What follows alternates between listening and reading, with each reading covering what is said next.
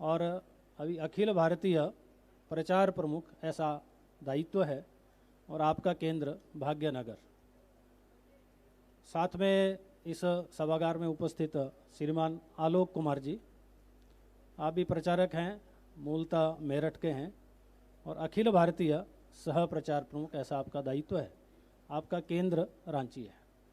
मैं माननीय मनमोहन वैद्य जी से निवेदन करता हूं कि प्रतिनिधि सभा के बारे में हम सबके सामने जानकारी रखें।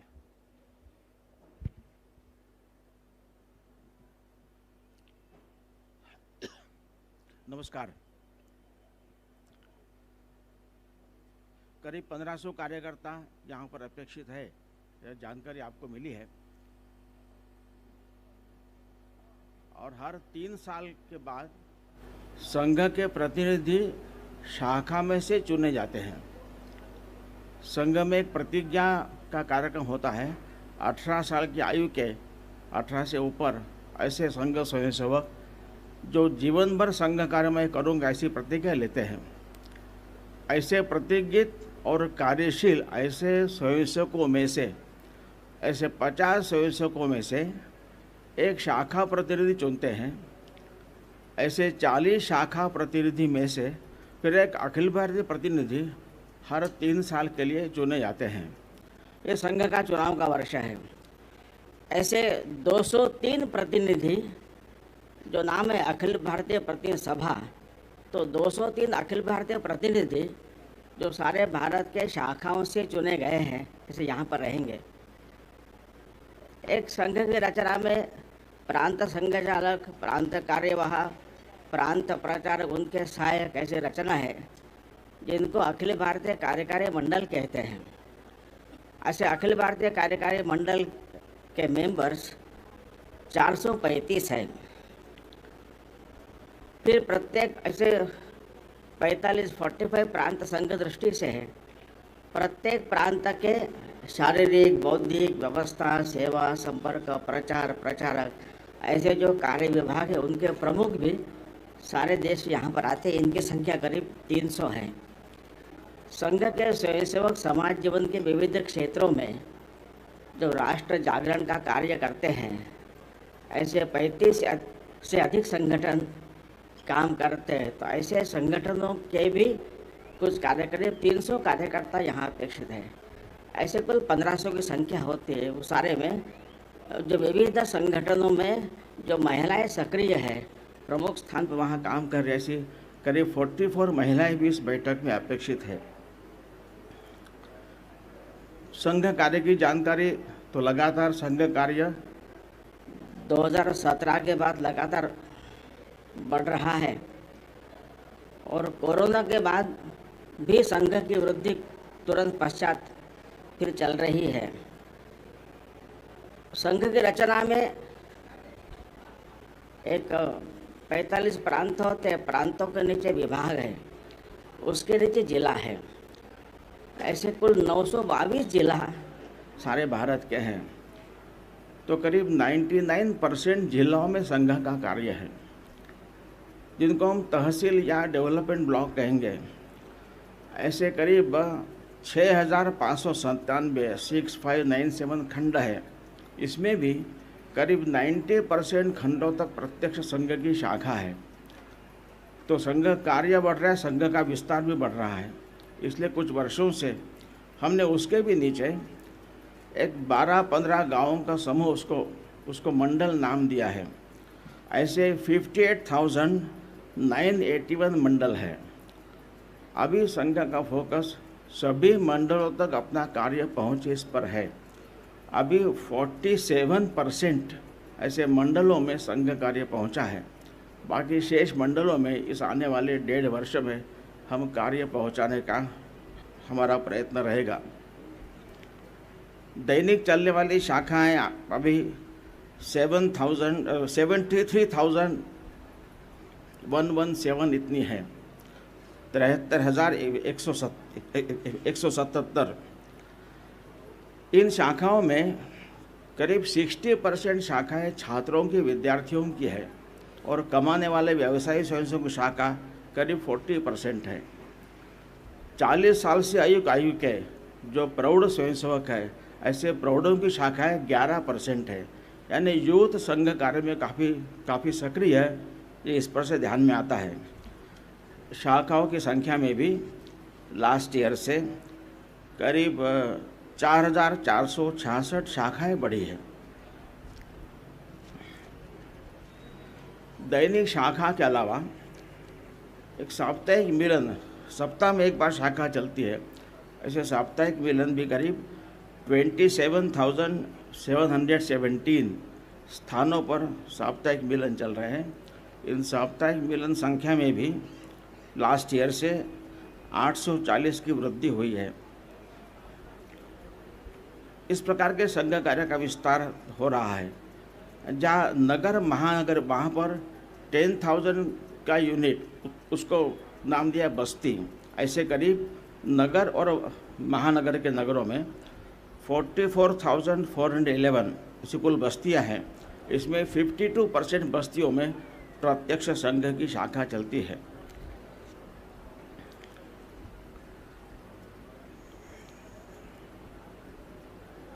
अभी गत वर्ष संघ के स्वयंसेवक विविध क्षेत्रों में जो काम करते, वहाँ पर जो महिलाएं हैं, इनका एक महिला समन्वय नाम से एक काम चलता है। सब एकत्र मिले, महिलाओं का सहभाग बढ़े, उनमें राष्ट्रीय जागृति बढ़े। इस महिला समन्वय की ओर से राष्ट्र सेविका समिति की सहायता से संघ की शताब्दी अभी आने वाली है, उस निमित्त विभाक्षा महिला सम्मेलन का आयोजन हुआ। अब तक करीब 44 प्रांतों में 460 सम्मेलन हुए हैं। इसमें करीब 5,61,000 महिलाएं इसमें उपस्थित थी। भारतीय चिंतन में महिलाओं का स्थान क्या है, राष्ट्रीय विषयों पर उनके बारे में जागरण हो, समाज परिवर्तन में महिलाओं का सहभाग बढ़े और सामाजिक क्षेत्र में वो अधिक आगे आकर अपना कार्य कर सके। 4 उद्देश्य को लेकर यहाँ पर मुख्यतः ये सारे सम्मेलन महिलाओं के द्वारा आयोजित हुए और महिलाओं ने इसमें उनको प्रबोधन किया है। अभी राम मंदिर के कारण जो राष्ट्र में जागरण हुआ, हम सब ने 22 जनवरी के दिन का सारा अनुभव किया ही है और अभी भी सारे भारत में घूमते हैं तो भगवी पताके लगी हुई आज भी दिखती है सभी स्थानों पर।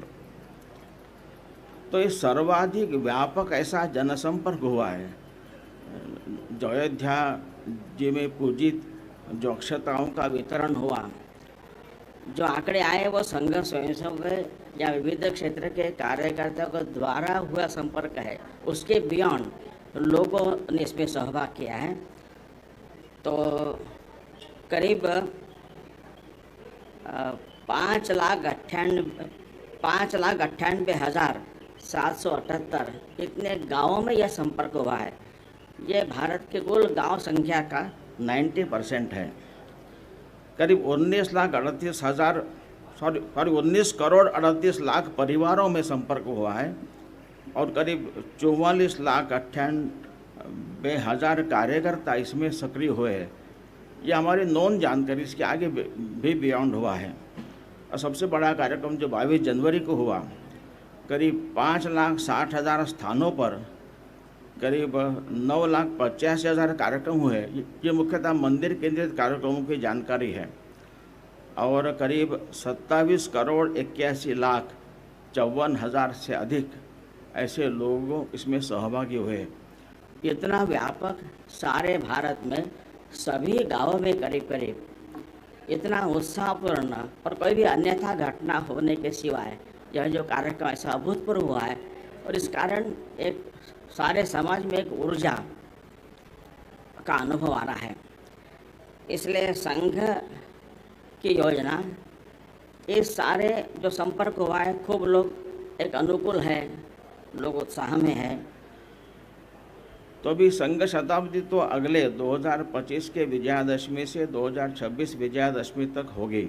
उसके पहले जो संघ का पहले दिन से डॉक्टर हेडगेवार का विचार था कि संघ समाज में एक संस्था संगठन नहीं है, संघ संपूर्ण समाज का संगठन है। इसलिए संघ ने अपनी शताब्दी अलग से मनाने का कोई कारण नहीं है। तो उसके पहले कार्य पूर्ण करने पर ही हमारा अधिक जोर रहेगा मुख्यतः।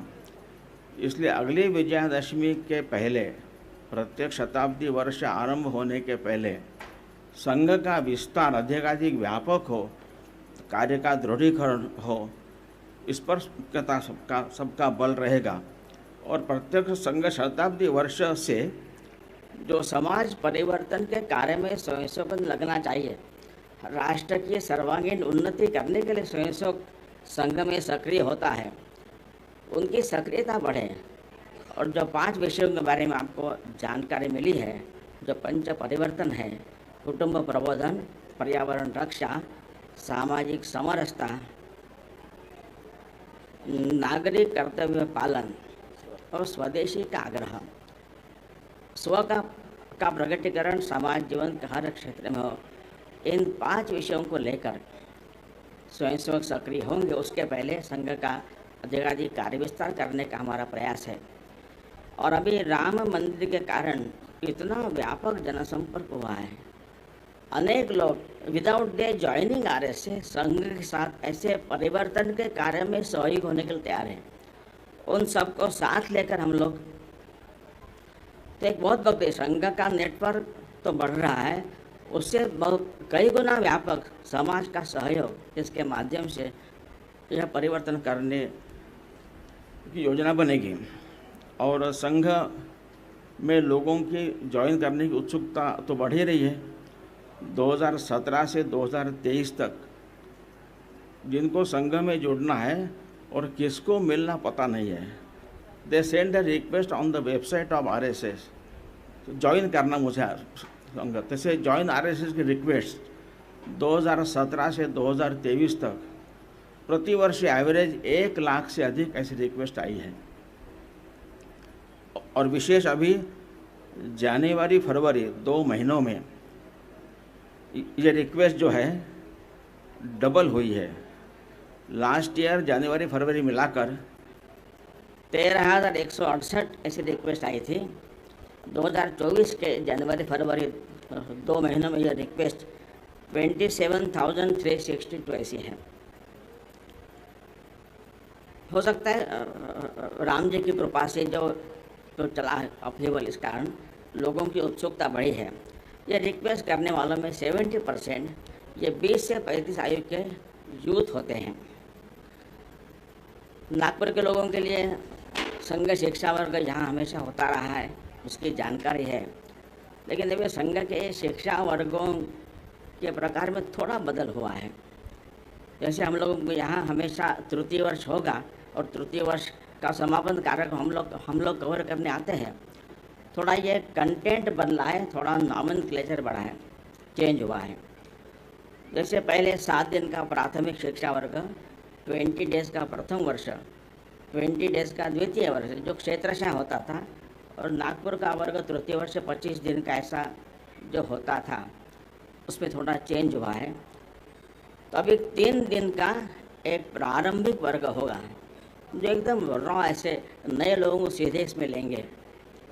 और प्रारंभिक वर्ग करने के बाद ही फिर 7 दिन का प्राथमिक शिक्षा वर्ग होगा। उसके बाद जिसको पहले प्रथम वर्ष कहते थे, उसके बदले अभी तो 15 दिन का संघ शिक्षा वर्ग ऐसा होगा। क्योंकि लोगों की व्यस्तता बढ़ी है, तो 20-21 दिन समय निकालना उनके लिए थोड़ा संभावना कम है। खूब बड़ी मात्रा में यूथ इसमें जुड़ रहा है। खंड प्रतिवर्ष करीब 15 से 17,000 युवक ये प्रथम वर्ष में सहभागी होते थे और प्राथमिक शिक्षा वर्ग में करीब 1 लाख यूथ प्रतिवर्ष आते थे। इसलिए अभी इसके आगे संघ शिक्षा वर्ग 15 दिन का होगा। जिसको पहले द्वितीय वर्ष कहते थे वह जोन वाइज क्षेत्रशः होगा, 20 दिन का होगा। उसका नाम रहेगा कार्यकर्ता विकास वर्ग 1। और नागपुर का जो वर्ग होगा जो 13 मई से आरंभ होने वाला है, उसका 6 जून को प्रकट समारंभ होने वाला है। उसका नाम तृतीय वर्ष के बदले कार्यकर्ता विकास वर्ग 2 ऐसा रहेगा। तो ऐसा एक उसके कंटेंट में भी चेंज हुआ है। थोड़ा व्यावहारिक प्रशिक्षण, समाज परिवर्तन की दृष्टि से 5 दिन का प्रत्यक्ष फील्ड में शिक्षार्थियों को ले जाकर व्यावहारिक प्रशिक्षण देना, ऐसा थोड़ा चेंजेस करते हुए अभी ये नया पाठ्यक्रम, नया नॉमेनक्लेचर लागू होने का यह पहला वर्ष है। यह जानकारी मैं आपको दी है। और अभी वैसे ये तो प्रेस ब्रीफिंग ही है, एक बैठक के बारे में जानकारी मुझे मुख्यतः देनी थी। बाकी अनेक विषय के बारे में आपके मन में प्रश्न होंगे तो सरकारी वहाँ 17 तारीख को यहाँ पर उपलब्ध रहेंगे, वो सारे प्रश्न आप उनके लिए रिजर्व रखिए। बैठक के बारे में कुछ अगर आपके मन में प्रश्न हो तो पूछिएगा। नहीं, समयावधि 25 दिन की है।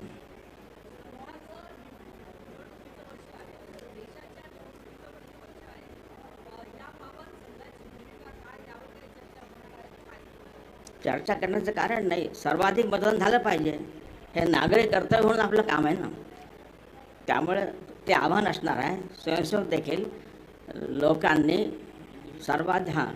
सर्वाधिक मतदान लोग करें, यह संघ की भूमिका पहले से रही है।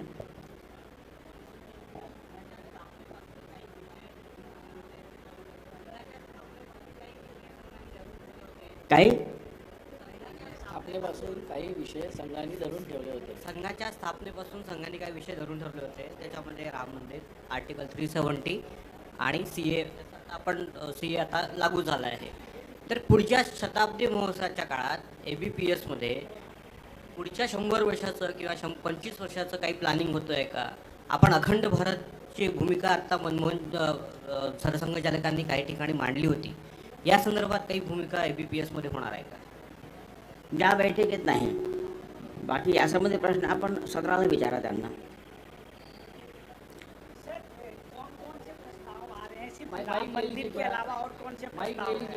प्रस्ताव तो केवल एक ही है, राम मंदिर के कारण जो जागरण हुआ है उसको लेकर हम सब ने मिलकर आगे क्या करना उसको लेकर एक प्रस्ताव रहेगा।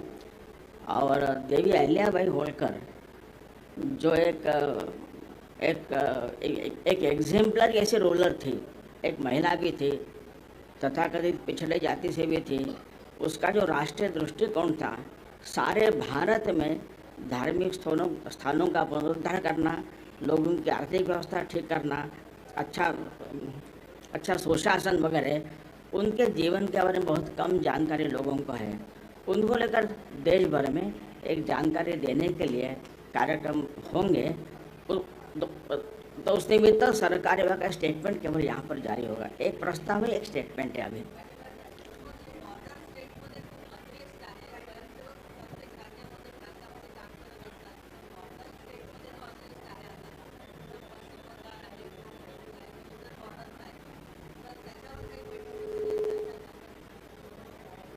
संघ स्वयंसेवकांना को विपरीत स्थिति में काम करने की आदत ही है और काम बढ़ रहा है सतत, और धीरे धीरे ये अनरेस्ट निर्माण करने वाली शक्तियाँ थोड़ी कमज़ोर हो रही है। लेकिन यहाँ चर्चा नहीं होगी, लेकिन प्रत्येक प्रांत अपनी जो विशेष काम बताया गया उसमें स्वाभाविक उसका उल्लेख होगा।